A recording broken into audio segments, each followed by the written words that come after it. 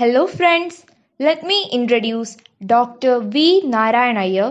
He is working as HSST in Botany, BJSM Madathil Higher Secondary School, Thalava North, Karunagapalli, Kollam.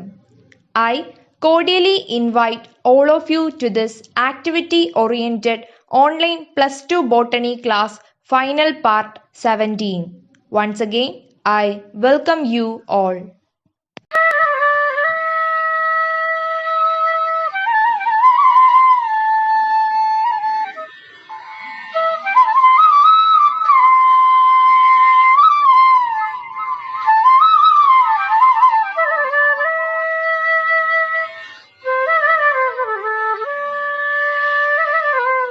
ഇന്ന് നമ്മൾ ആർജിച്ചെടുക്കേണ്ട ഒരു ക്വാളിറ്റിയാണ് helping mentality. The strongest people make time to help others even if they are struggling with their own personal problems. Help others without any reason and give without the expectation of receiving anything in return is actually a good helping mentality.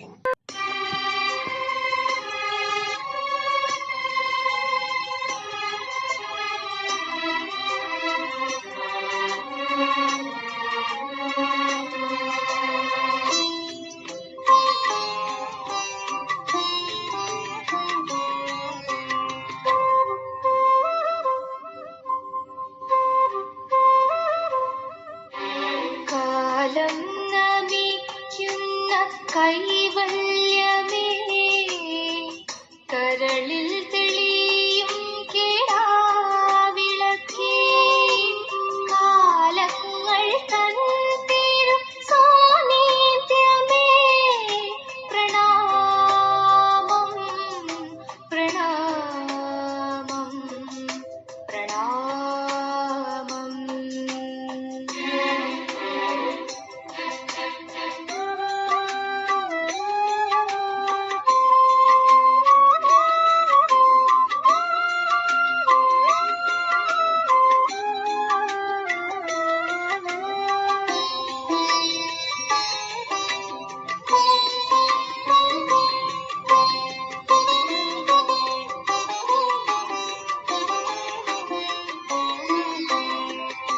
അക്ഷരജ്ഞാനത്തിൻ അകക്കാമ്പ് തേടിടും അജ്ഞരാം മക്കളെ അനുഗ്രഹിക്കണമേ.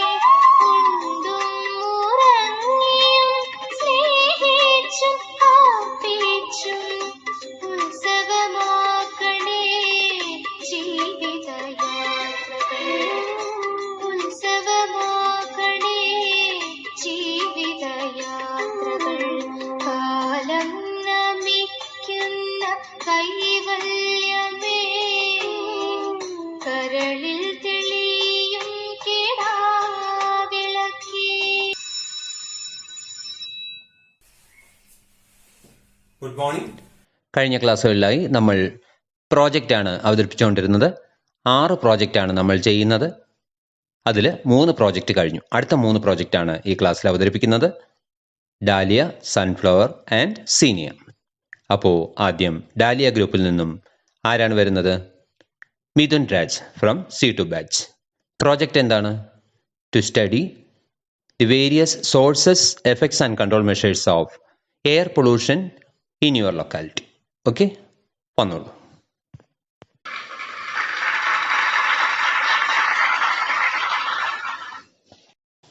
I am Midhun Raj, coming from Dahlia Group. Our project is to study the various sources, effects and control measure of air pollution in our locality. Pollution is any undesirable change in physical, chemical or biological characteristics of air, water or soil. Agents that bring about such an undesirable change are called pollutants. Then the air pollution. Air pollution is any undesirable change in physical, chemical or biological characteristics of air. Agents of air pollution are called air pollutants. In order to control environmental pollution, The Government of India has passed the Environment or Protection Act 1986 to protect and improve the quality of our environment, air, water and soil. That's all about our topic. Thank you.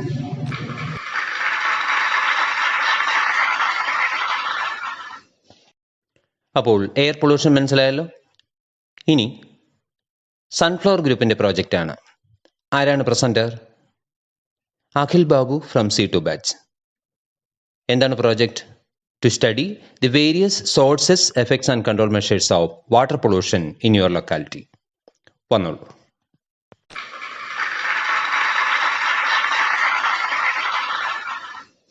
I am Akhil Babu, coming from Sunflower Group. Our project is to study the various sources, effect and control measure of water pollution in our locality. Is an undesirable change in physical, chemical and biological characteristics of water. Agents are called water pollutants. The various sources are domestic sewage and industrial influence. Presence of large amount of nutrients in water causes excessive growth of algae called algal bloom. It absorbs dissolved oxygen of water for the decomposition of organic matter. So the rate of dissolved oxygen used for breakdown of organic matter is called biochemical oxygen demand or BOD. The rate of BOD increase, rate of water pollution also increase. It causes aging of water body called eutrophication. Pollutants are two types, biodegradable and non-biodegradable. Biodegradable example organic waste and non-biodegradable example DDT. It leads to biomagnification. Biomagnification refers to increase in concentration of toxicant or DDT at successive success level. Proper waste disposal decreases water pollution. Recycling of water is also beneficial aspect. That's all about our topic. Thank you.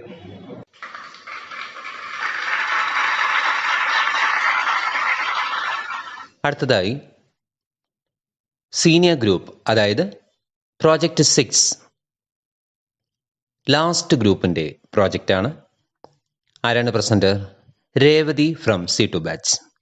അപ്പോൾ രേവതിയാണ് നമ്മുടെ ഈ +2 course അവസാനിപ്പിക്കുന്നത് കേട്ടോ. ആ ഒരു പ്രത്യേകത കൂടി രേവതിക്കുണ്ട്. അപ്പോൾ നല്ല രീതിയിൽ പ്രസൻറ്റ് ചെയ്യാൻ കഴിയട്ടെ. നമ്മുടെ ഈ +2 ബോട്ടണി ക്ലാസ് അവസാനിക്കുന്നതും ഈ ക്ലാസ്സോട് കൂടിയായിരിക്കും. പ്രോജക്റ്റ് 6 എന്താണ്? To study the various sources, effects and control measures of global warming in your locality. Okay, വന്നോളൂ.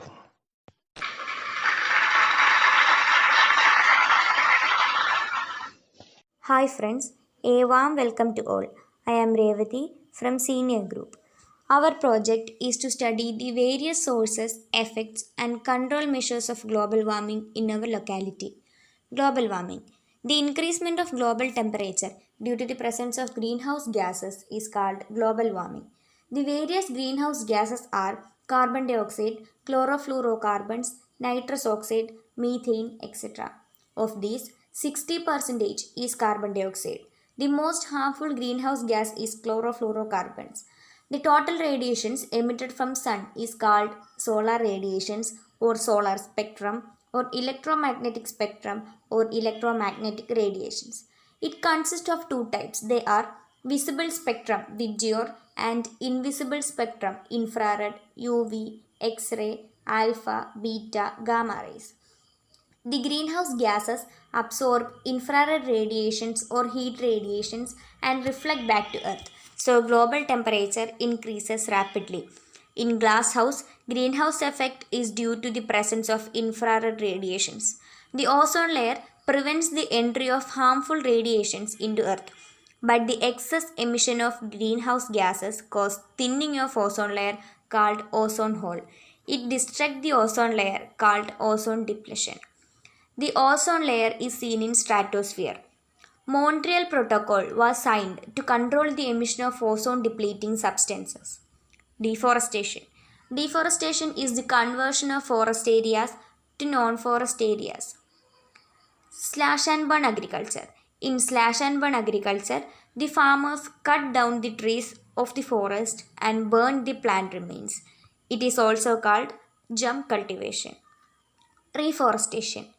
It is the process of restoring a forest. The Government of India has recently instituted the Amrita Devi Bhishnoi Wildlife Protection Award for individuals or communities from rural areas that have shown extraordinary courage and dedication in protecting wildlife. In 1974, local women showed enormous bravery in protecting trees from the acts of contractors by Chipko movement. The Government of India in 1980s has introduced the concept of joint forest management. So, various products are produced from forests like fruits, gum, rubber, medicine, etc. Thank you.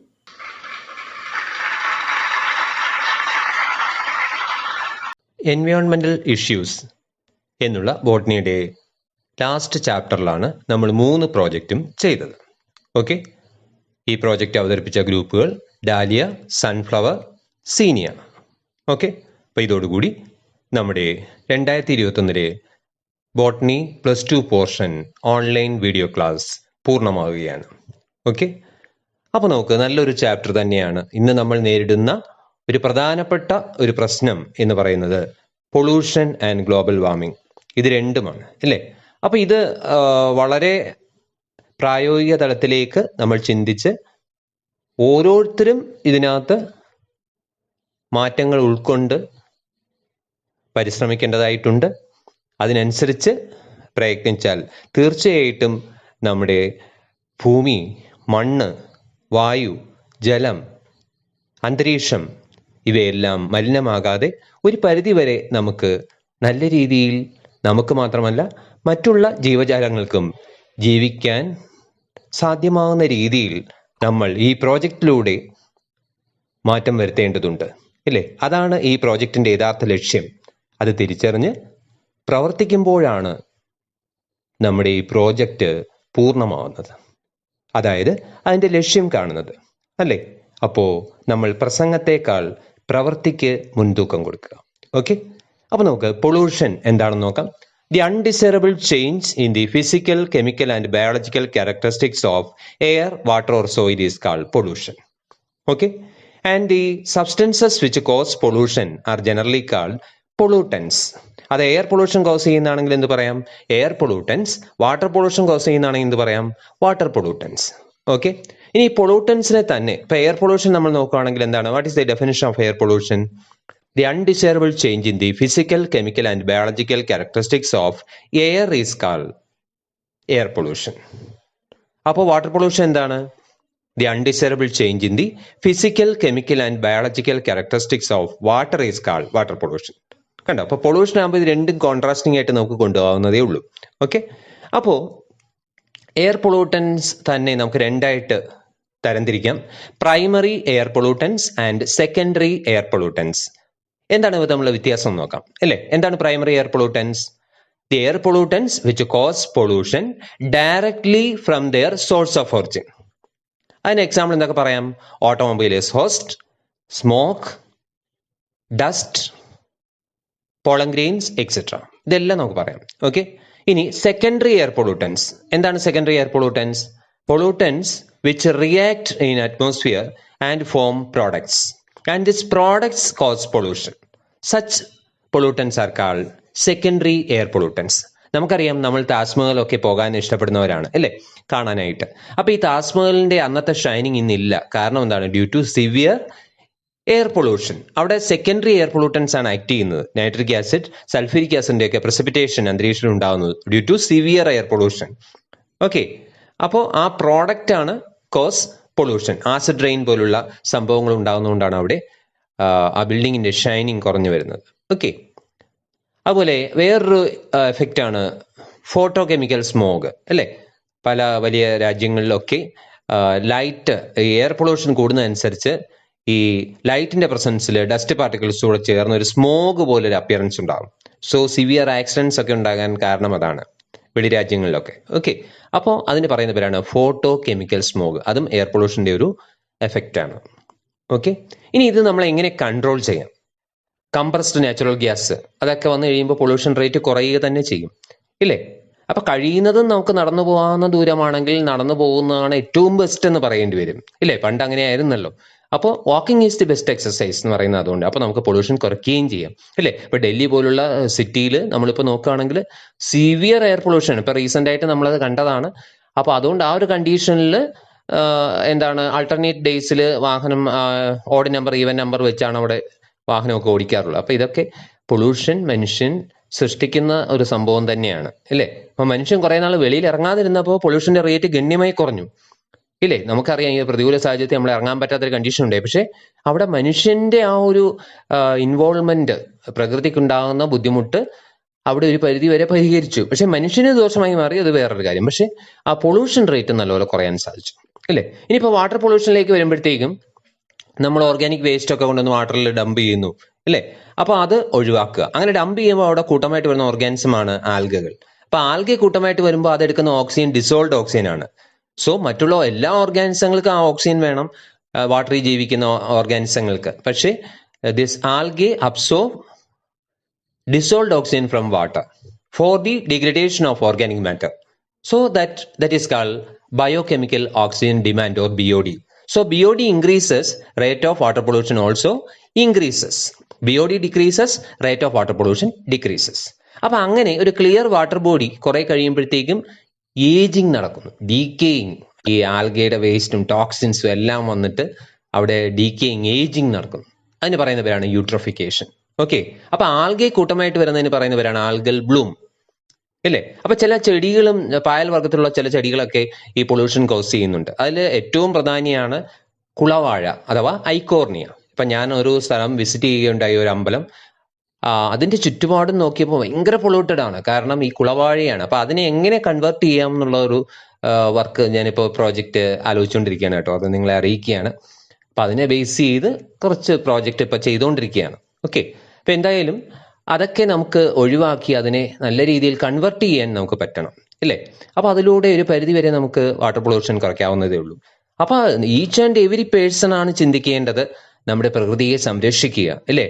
ആദ്യം നമ്മുടെ body pollution free ആയിരിക്കണം, mind pollution free ആയിരിക്കണം, സറൗണ്ടിങ്സും pollution free ആയിരിക്കണം, ഇല്ലേ? ആരും പറയാതെ തന്നെ നമ്മുടെ പ്രകൃതിയെ സംരക്ഷിക്കാൻ അമൃതാദേവിയെ പോലെയുള്ള ആ ഒരു വ്യക്തിത്വം നമുക്ക് മാതൃകയായി ഉണ്ട്, ഇല്ലേ? ആ ബിഷ്ണോയി വുമൺ, ജീവൻ തന്നെ വെടിഞ്ഞ ആ ബിഷ്ണോയി വുമണിന്റെ കഥയിലൂടെയാണ് നമ്മുടെ ഈ ചാപ്റ്റർ തന്നെ അവസാനിക്കുന്നത്, അല്ലേ? അപ്പൊ പ്ലാന്റ് ചെയ്യുക എന്നുള്ളതാണ് നമ്മുടെ കർത്തവ്യം. അതേപോലെ അടുത്ത മൂന്നാമത്തെ പ്രോജക്റ്റായ ഗ്ലോബൽ വാർമിംഗ്, അല്ലേ? ഗ്ലോബൽ വാർമിംഗിലേക്ക് വരുമ്പോഴത്തേക്കും എന്താണ്? The global temperature increases rapidly due to greenhouse gases. അപ്പൊ ഇവിടെ ഗ്രീൻ ഹൗസ് ഗ്യാസസ് പ്രധാനപ്പെട്ട ഏതൊക്കെയാണ്? Methane, carbon dioxide, CFCs et cetera. ഇതിനകത്ത് ഹൈലി ഹാംഫുൾ ആയിട്ടുള്ള CFCs ആണ്. എന്നാലും 60% അന്തരീക്ഷത്തിലുള്ളത് കാർബൺ ഡൈ ഓക്സൈഡ്. നമ്മൾ എലിമിനേറ്റ് ചെയ്യുന്ന കാർബൺ ഡൈ ഓക്സൈഡ് ഗ്യാസ് വരെ എന്താണ്? ഗ്രീൻ ഹൗസ് ഗ്യാസ് ആണ്. എന്താണ് greenhouse gas? The gas which absorb heat radiation or infrared radiation and reflect back to Earth, ഇല്ലേ? അപ്പൊ ഇതിന്റെ പ്രസൻസ് കൊണ്ട് നമ്മുടെ ഗ്ലോബൽ ടെമ്പറേച്ചർ ഇൻക്രീസസ്, അല്ലേ? അപ്പൊ ഇങ്ങനെ നോർത്തിലൊക്കെ മഞ്ഞുരുകാൻ തുടങ്ങി. നല്ല രീതിയിൽ മഞ്ഞുരുങ്ങി കഴിഞ്ഞാൽ ഒരു പക്ഷേ ഭയങ്കര സിവിയർ ഫ്ലഡ് ഒക്കെ ഉണ്ടാകാൻ സാധ്യതയുണ്ട്, അല്ലേ? അപ്പൊ അതുകൊണ്ട് നമ്മൾ ആ ഗ്രീൻ ഹൗസ് ഗ്യാസിന്റെ എമിഷൻ കഴിയുന്നതും കുറയ്ക്കത്തക്കവണ്ണമുള്ള കാര്യമാണ് ചിന്തിക്കേണ്ടത്, അല്ലേ? അതിനുവേണ്ടിയുള്ള പ്രോട്ടോകോൾസ് ഒക്കെ കണ്ടുപിടിച്ചിട്ടുണ്ട്, അതൊക്കെ നമ്മൾ ചെയ്യുക. അപ്പൊ ഇവിടെ എല്ലാം നമ്മൾ ഓർക്കേണ്ടത് പ്ലാന്റ്സ് എന്നുള്ള കാര്യം തന്നെയാണ്. ഓക്കെ, അതിലേക്കാണ് നമ്മൾ എത്തി നിൽക്കുന്നത്. അപ്പോൾ ഈ ബോട്ടണി പഠിക്കുന്നതിൻ്റെ ഒരു പ്രാധാന്യം എന്ന് പറയുന്നത്, ഇപ്പൊ നമ്മൾ കൊറോണ കാലത്ത് തന്നെ നമ്മൾ ഏറ്റവും കൂടുതൽ ആപ്ലിക്കേഷൻ നടത്തിയ ഒരു വിഷയം ഏതാണെന്ന് ചോദിച്ചാൽ ബോട്ടണി തന്നെയാണ്. അതിൽ ഞങ്ങൾ ബോട്ടണി അധ്യാപകരെല്ലാം വളരെ സന്തുഷ്ടരാണ്. കാരണം അത്യാവശ്യം വീട്ടിലേക്ക് വേണ്ട പച്ചക്കറികളും പഴവർഗ്ഗങ്ങളും നമ്മുടെ ഒരു ടൈം പാസ് പോലെയെങ്കിലും വീട്ടിലിരുന്ന് മുഷിഞ്ഞപ്പോൾ വെറുതെ ഇരുന്ന് ലൈഫ് ഇതാക്കാതെ നമുക്ക് നല്ല രീതിയിൽ ആ പ്ലാന്റിലേക്ക് തിരിഞ്ഞു ആ മനുഷ്യനിൽ അങ്ങനെ ഒരു മാറ്റം ഉണ്ടായി. അപ്പൊ വിഷരഹിതമായ പച്ചക്കറികൾ ഉണ്ടാക്കാൻ അത്യാവശ്യം വേണ്ട കാര്യങ്ങൾ നമുക്ക് ചെയ്യാൻ സാധിച്ചു. അതിന്റെ ഒരു പോസിറ്റീവ് എഫക്റ്റ് ആയിട്ട് തന്നെ നമുക്ക് കണക്ക് കൂട്ടാം. എന്തായാലും പ്ലാന്റ്സ് ആരെ ഒപ്പം കൂട്ടിയാലും ഇല്ലെങ്കിലും നമുക്ക് വിശ്വസിക്കാവുന്ന ഒരു ഗ്രൂപ്പ് ഓർഗാനിസങ്ങൾ ഏതാണെന്ന് ചോദിച്ചാൽ പ്ലാന്റ്സും അനിമൽസും തന്നെയാണെന്ന് അടിവരയിട്ട് പറഞ്ഞുകൊണ്ട് വിശ്വസിക്കാൻ പറ്റുന്ന ഗ്രൂപ്പ് ഏതാണെന്ന് ചോദിച്ചാൽ അതും പ്ലാന്റ്സും അനിമൽസും തന്നെയാണ്. നമ്മുടെ കൂട്ടുകാരാരാണെന്ന് ചോദിച്ചാൽ അതും പ്ലാന്റ്സും അനിമൽസും തന്നെയാണെന്ന് ആവർത്തിച്ച് പറഞ്ഞുകൊണ്ട് നമ്മുടെ ഈ പ്രോജക്റ്റ് ഇവിടെ അവസാനിപ്പിക്കുന്നു. എല്ലാ വിദ്യാർത്ഥികൾക്കും ഈ കോവിഡ് കാലഘട്ടത്തിൽ ഓൺലൈൻ ക്ലാസ്സിലൂടെയും കുറച്ച് ക്ലാസ്സും ഒക്കെ കേട്ട് നിങ്ങളുടെ സ്കൂൾ ലൈഫ് ഒരുപാട് നഷ്ടപ്പെട്ടു എന്ന് മനസ്സിലായിട്ടുണ്ട്. എന്നാലും ഈ ഒരു സാഹചര്യമൊക്കെ മറികടന്ന് നമ്മൾ എക്സാമിനേഷനെ ഫേസ് ചെയ്യാൻ, എക്സാമിനേഷൻ ആസന്നമായിരിക്കുന്ന ഈ സാഹചര്യത്തിൽ എല്ലാ വിദ്യാർത്ഥികൾക്കും നല്ല പോലെ എക്സാം എഴുതാൻ കഴിയട്ടെ എന്ന് ആത്മാർത്ഥമായിട്ട് പ്രാർത്ഥിച്ചുകൊണ്ട്, നിങ്ങൾക്ക് എല്ലാ ഐശ്വര്യവും ഉണ്ടാവട്ടെ എന്ന് പ്രാർത്ഥിച്ചുകൊണ്ട് +2 ബോട്ടണി ഓൺലൈൻ ക്ലാസ് ഇവിടെ പൂർണ്ണമാവുന്നു. Thank you.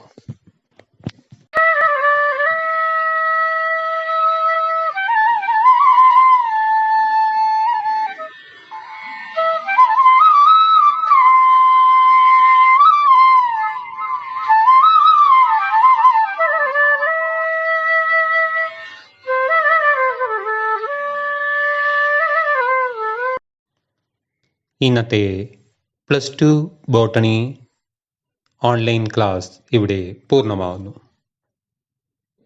നിങ്ങളുടെ വിലയേറിയ നിർദ്ദേശങ്ങളും അഭിപ്രായങ്ങളും കമൻറ്റ് ചെയ്യുക. നന്ദി, നമസ്കാരം.